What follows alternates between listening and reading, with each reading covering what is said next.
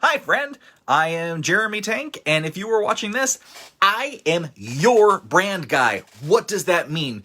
That means if you have questions about building your brand or, branding, anything to do with branding, anything to do with design and personality and building something that you are trying to share out there in the world, then I'm the guy that is around for you to ask questions and honestly just kind of help you do something in an intelligent way when it's such a crazy world out there. You want to share something that is authentic to you to help you build your business, right?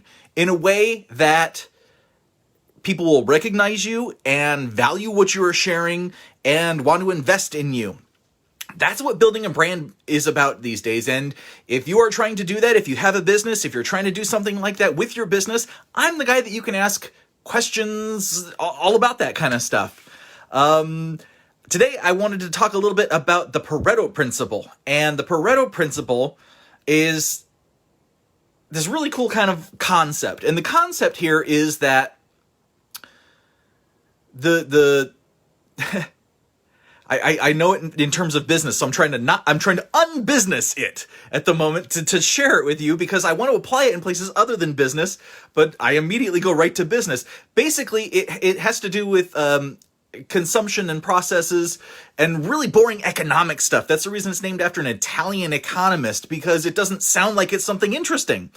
But what happens is that when you are selling, when you're making sales, when you're connecting with people, the consumption rate of whatever it is you're doing is generally consumed by a smaller proportion than what you're putting into it. So what that looks like, and the whole thing about Pareto Principle is it's 80-20. Simple 80-20. 80% of your energy, your efforts, your uptake, your customer service, your everything that you're doing is only going to be consumed by about 20% of your customers. And in turn, about 20% of your customers are going to really be the ones who generate about 80% of your income. Now, apply this to your life and it gets kind of even funnier, because what these guys, these consultants who I don't want to say they invented Pareto Principle, but they certainly took it and brought it to business.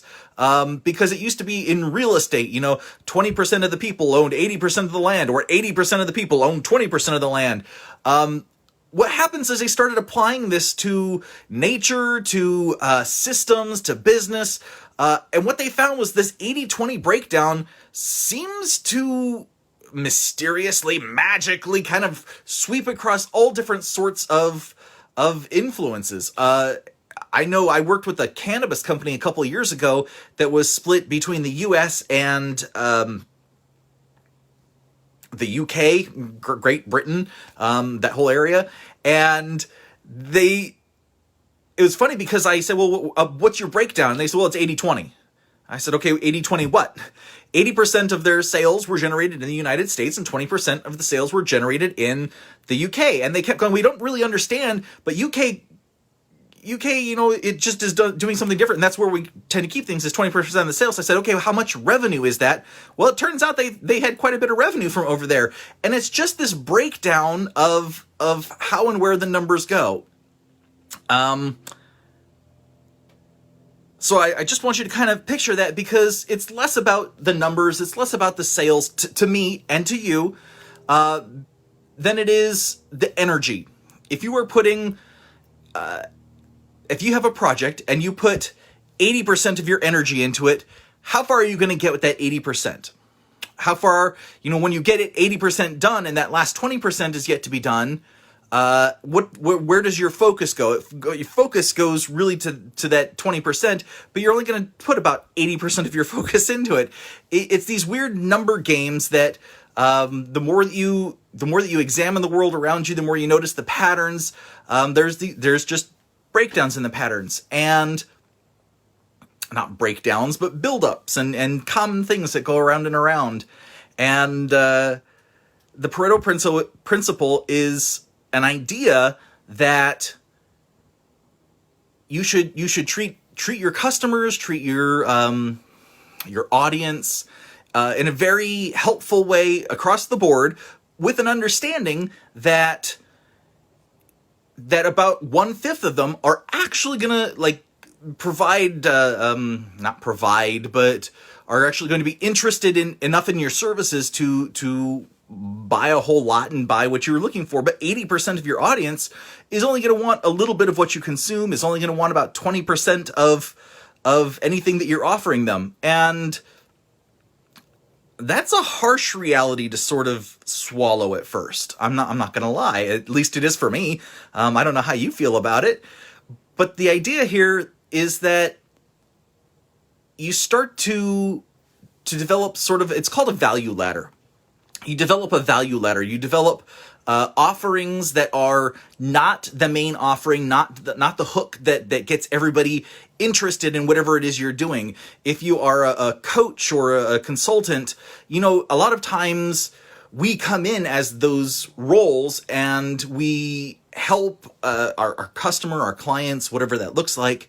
And it's usually, okay, well, we want to find out what the problem is, and there's like 2 or 3 main problems. We're concentrating on ourselves when we do that, and we're concentrating on the customers when we do that. But at that point, we're assuming that they have actually gone through this whole process to identify that they are going to be like a major sales point that we would want to spend that much time with them. And that's not always the case.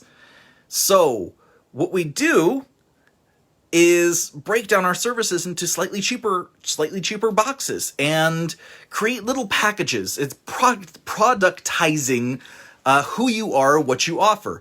For example, the things that I do, I love working with companies that really want to do a rebrand, because these are the companies that are making, 6 and 7 figures and say, look, there's something with our image that's not right. There's something with our communication that's not right. There's something with how we're doing things, with our culture. There's a clash somewhere in a lot of this stuff. And we know we're making good business and we can continue doing that, but we know that there is a perception that needs to be shifted. And I go in and help these people, and it's like a $10,000 package. I know that not everybody can afford a $10,000 package. However, these companies are bringing in, $6, $7, $8 million a year. They can afford a $10,000 package. So I go in and I help them with, I actually run a very similar process to Manifest Design. I'll talk about that at the end of the video. Where I just find out, where are they going with their goals? What are they actually trying to achieve? Where are they trying to make an impact in the world? What type of relationships are they building outside the company with other companies and internally with their employees, and with the customers? What does the service spectrum look like? And, the Pareto Principle would tell me, okay, if I talk to 10 people, maybe 2, that are specific to needing this sort of niche, that need this sort of service, this rebranding at a big level, and really looking at all of that, and then actually working hard to do a brand audit. This is a huge part of the process, brand audit, new brand identity, fleshing all that out and applying it to all the materials. If I talk to 10 who were 10, I can't even see my whole hands here. If I talk to 10 businesses who are highly qualified for that service, 2 of them would probably go with me. That's the Pareto Principle. So it's the 2 out of all of those that may go for that high service. Now, if I have other services I can offer them, then instead of walking away, then I can offer them a breakdown in the services that might put them more into that 80% bucket, so that the remaining 8 out of 10, maybe there's something else I can offer them. For example, if they're not a big corporation, but they want to do the same sort of vision alignment, goal alignment, priority alignment setting that Manifest Design is all about, then, that's actually the reason I broke that apart into its own program, so that I could offer that to coaches, consultants, acupuncturists, naturopaths. I keep meeting with these guys and I love them because they're my people. RTT, NLP, all the guys who are just kind of helping individuals one-to-one. If you have a hard time describing what you do and describing the change you create in the world, and then when people go, well, why do you do this? You kind of sit there going, That's why Manifest Design exists, because it's a cheaper piece of the bigger program. And when you work with somebody like me who's been in branding and marketing and design for 20-something years, you kind of get stuck in the head of, oh, well, no, I have to do this big level thing. I do top-down big level things, but that excludes all of these other people that could benefit from your service. So, I broke that piece out, and I'm offering that now so that I can capitalize myself a little bit on that 8 out of 10 that don't need that service. Maybe they just need a little lesser service. Maybe I can help there. I also broke out my RTT, the hypnotherapy sessions, from Manifest Design, because there's some people that really just want to talk with me a little bit and understand me and feel me out and go through this process of hypnotherapy to get rid of blocks and stagnation in their head and their emotions and their mindset, and really just release them to do the next step, the next thing. And right now, that's sort of what my value ladder looks like. Is the lowest price thing is an RTT session. That's just a few $100s. And then it goes up to the Manifest Design program, which is an eight session program with the RTT, the hypnotherapy. Man, my lips, my mouth just do not seem to want to work today. But yeah, the hypnosis is in there as part of Manifest Design. And even with corporations, I go in helping them. I don't call it hypnosis. Why? Because a lot of corporations are scared of hypnosis. A lot of corporations are scared of mind control and corporate espionage. Corporate espionage was really cool when I was in the pharma industry. Everybody was like, someone's spying on us. There's got to be a mole in the corporation somewhere. Like, they're really paranoid in pharma, and they should be, because it's trillions of dollars that are passing through hands. So, good for them.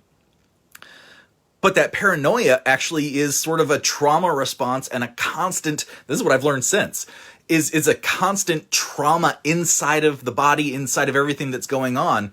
So it's fascinating to kind of see how you can help someone move through that and feel more confident in themselves and their own work and their own products in a corporate setting. And that's just guided facilitation, guided visioning, guided visioning. I like that one. So the whole idea is, if you kind of break up what you're doing into a couple of smaller packages, then you can think of the Pareto Principle as working in different ways to help you build your business. Really, the 20% can go for the higher end packages, but the other ones can go for packages that fit them. It's really, when you break down your services like that into smaller packages or smaller bite-sized pieces, it really is about what you can offer the different people that show up in your life and how you can help them, how you can serve them in a more appropriate way for where they are and how they are. And it really allows people to say, I'm not there yet. I'm here. What do you got for me? And just raise their own hand and say, yeah, I'm ready to be helped. I need this little thing right here. I've got mindset issues. I could really reframe that so that I can really go after my coaching, my consulting with a huge gusto, mucho gusto. You really go after that stuff, because when you release the energy, when you release the bonds that are holding you back, the fear that holds you back from being who you are, you appear timid, you appear less than everything you can be, and you deserve to bring your full self into the world. And then if you really start to make money at that point, then I want, people who work with me, I want them to come back to me, and I want to run the Manifest Design process because it takes them to the next step. It's got off to be a lot about me, but I just really want to use it as an example here of saying, the idea of Pareto Principle keeps holding up in business.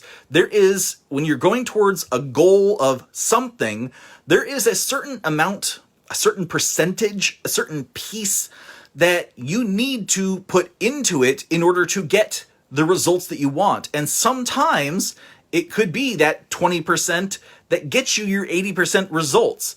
And that's kind of, it's weird to think about like this, but when you think of 20 to 80 and just keep playing with it, when you keep playing with it like I do, it just pops up in lots of different places. For example, your mindset, 80% of your day is frankly awesome. Things go right. Your car is working. Your dog is alive. You still have food for breakfast and food for dinner. There's still food in the fridge.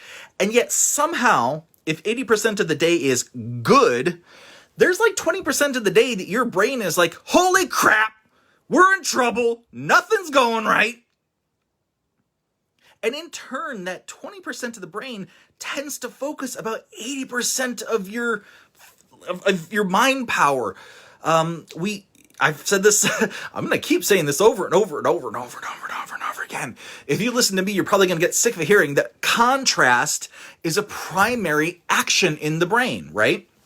Well, when most of your day is going perfect, wonderful, if you are not actively reminding yourself, informing your brain, hearing the words to yourself that everything is good, and you are so thankful and grateful that it is good, then what happens is your brain ignores, just flat out ignores everything that's good, and will focus only on the things that are bad, until the point that your brain and you and all of your perceptions say, life is shit. It's not worth it. It sucks. I'm out of here. Maybe you go have a beer or 6. And that's what happens in the brain. It's a downward spiral. And I know I've experienced it. I know plenty of family that have experienced it. And maybe you've experienced it too, where things seem like they're okay. And things seem like they're going pretty good. And then all of a sudden, you feel this sensation and you can't quite put your finger on it, but then it starts spiraling, and it starts spiraling downward, and you want it to stop and you're not sure how. When that happens next time, I invite you to take just a moment, and if you can remember Pareto Principle, then the word Pareto is going to pop in your head. Next time this happens to you, and there starts to be sort of a spiral, and you're going, oh, my day started so nice. I want you to just pause. You're going to hear the word Pareto in your head, and you're going to remember me, and you're going to go 80-20, because that's Pareto, 80-20, 80-20, everything's 80-20, 20-80, 80-20. And you're going to pause for a moment, because 80% of your day was going pretty good, and that one thing became a hook for your subconscious mind, a hook for the things you were not focusing on. Your brain had it too easy. I know that sounds weird, but your brain had it too easy when things were going good. And so it actively started looking at the 20% of life that wasn't so good that it could be ignored. And then it started to magnify it. Because when your brain concentrates on that 20%, that actually has an effect of about 80% of your internal motivation, your internal drive, your internal focus. So then you start to get obsessed a little bit with that downward spiral. And that just makes it worse. Because then you get into the Alan Watts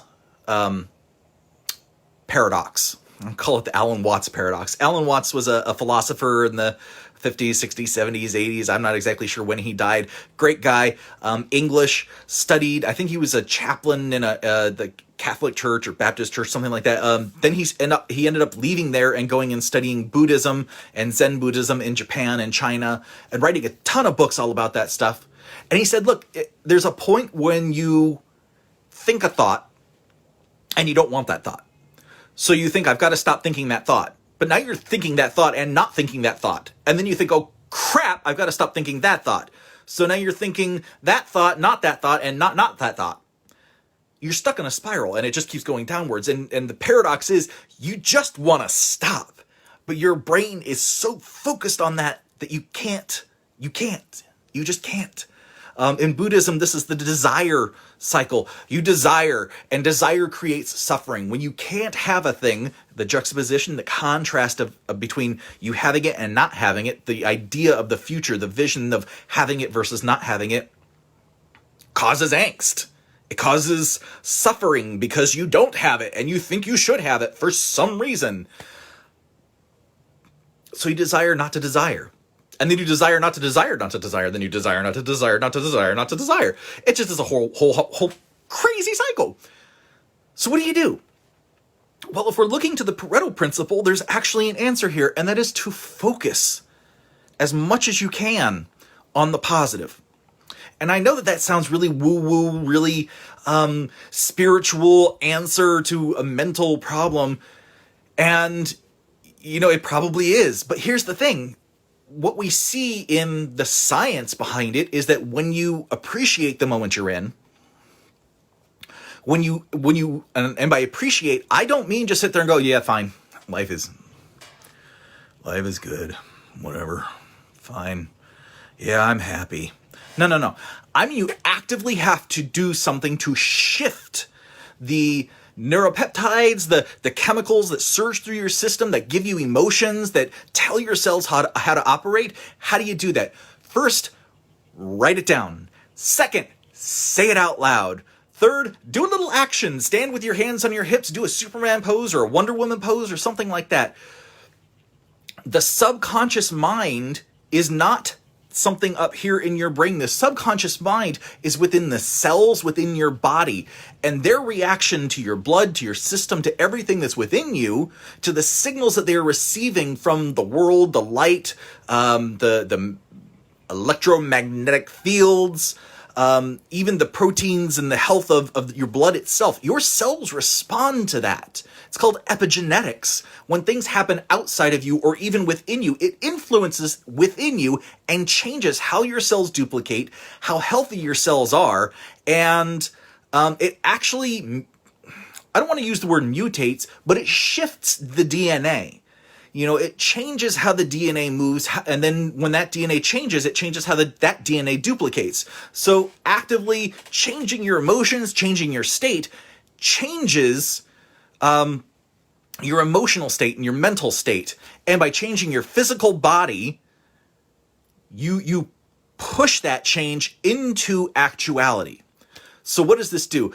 When you write things down, it activates the physical motor parts of your brain as well as the mental parts of your brain, so that when you write down, to get out of this spiral, you write down things you're grateful for, things that you're happy for, things that are, fix my mustache, things that are going right for you today, things that you love today, things that are exciting, things that are, worth living for. Write it down, because writing it down changes the physical focus of the body, it changes the physical focus of the mind, and it becomes a positive feedback loop. Positive feedback loops, for those who didn't study physiology, positive feedback loops in the body are loops that feed on each other and keep growing and growing and growing.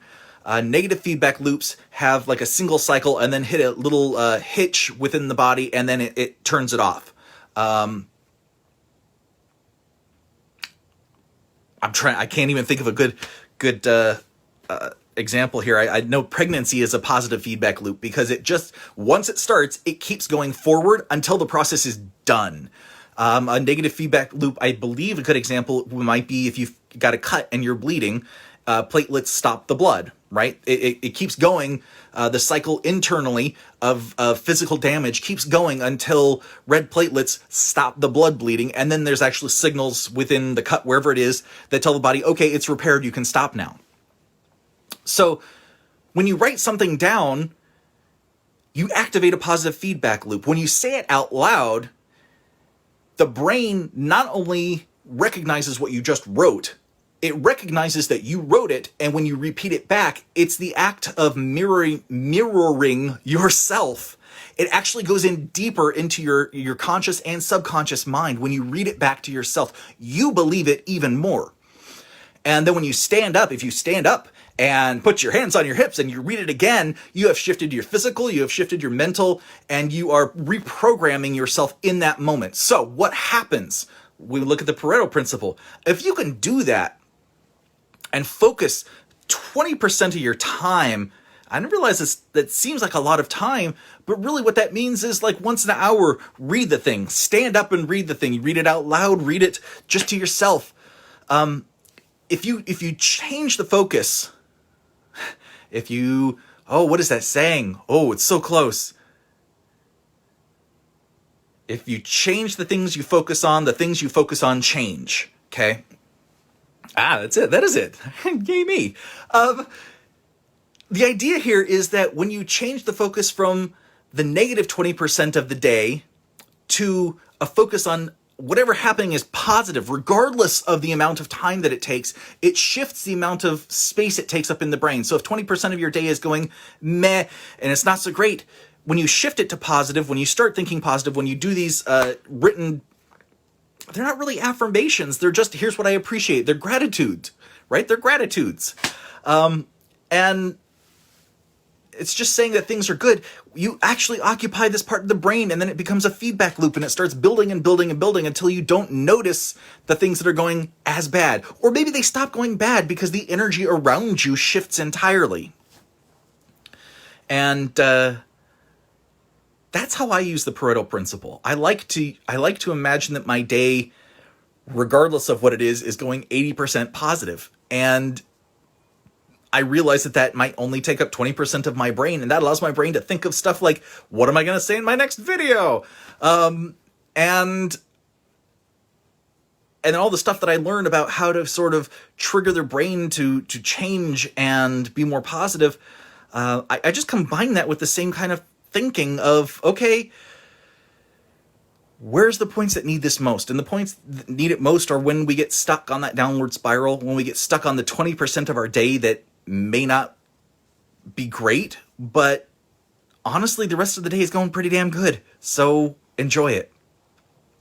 And now, if you're still watching and you like the stuff you're hearing and you think, my gosh, I really want to talk to that guy because you want hypnotherapy or you want to talk about my process to help someone capture their vision and build, boy, let me try that again.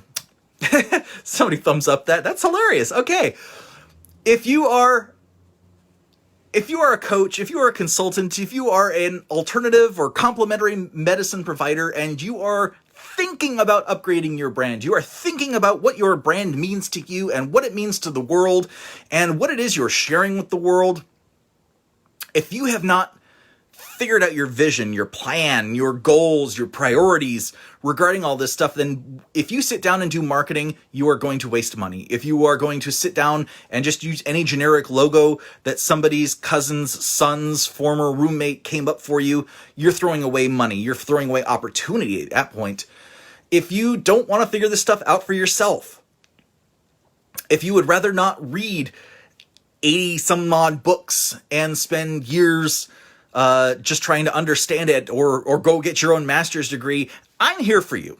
And my process is Manifest Design.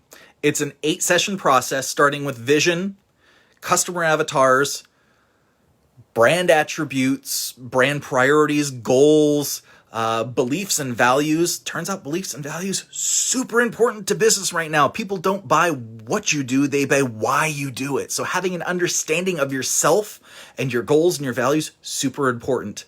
All of this stuff, this entire process, Manifest Design, is really about honing your personality to make it authentic in a way that you can share who you are and what you believe in and what you do in an ethical, reasonable, moral way with the world, and draw the type of people that want to work with you to you. You can advertise, you can do all the marketing you want, you can do everything that all the gurus and magic Ferrari drivers out there tell you to do, but honestly, at some point it's going to feel fake to you unless it's honestly you. And I believe in really ethical business. I believe in really ethical communication and working with people to help them out. I'm a deeply empathetic soul, and I love working with people and helping them hone their vision, hone their plan, and start to find through this process the words that make your business you. Your business unique, your business awesome and authentic, and totally something that you want to spend your time doing from now until forever. Because if you have a business that is you and you enjoy it and you make good money at it, then why would you ever stop? So if you're interested in that, if you're interested in learning more about that, more about me, more about anything, just go ahead and drop a manifest design down in the comments, or a little magnet. I love putting the magnet in. That's my favorite thing lately. I I'm a man of simple things. I love small pleasures, things that make me giggle, things that make me laugh. So, use a magnet, use a dinosaur, just comment. I would love it. And if you've gotten anything from this video, anything at all, I hope that you have gotten a lot from it, actually. But if you've gotten anything at all, just throw a thumbs up in the comments. Share it with somebody who wants to hear about Pareto Principle and the brain. Share with somebody who might be in a downward spiral and needs just a little trick to help. The very smallest thing: stand up, strike a Superman or Wonder Woman pose, stay there for 20 seconds. That's it, 20 seconds. And you'll notice you feel so much better. So much better. It changes everything. Your physicality changes your mentality. It's a wonder. I love it. All right, guys. Thank you so much. I hope this has been helpful to you, and I look forward to talking to you next time. Take care. Bye-bye.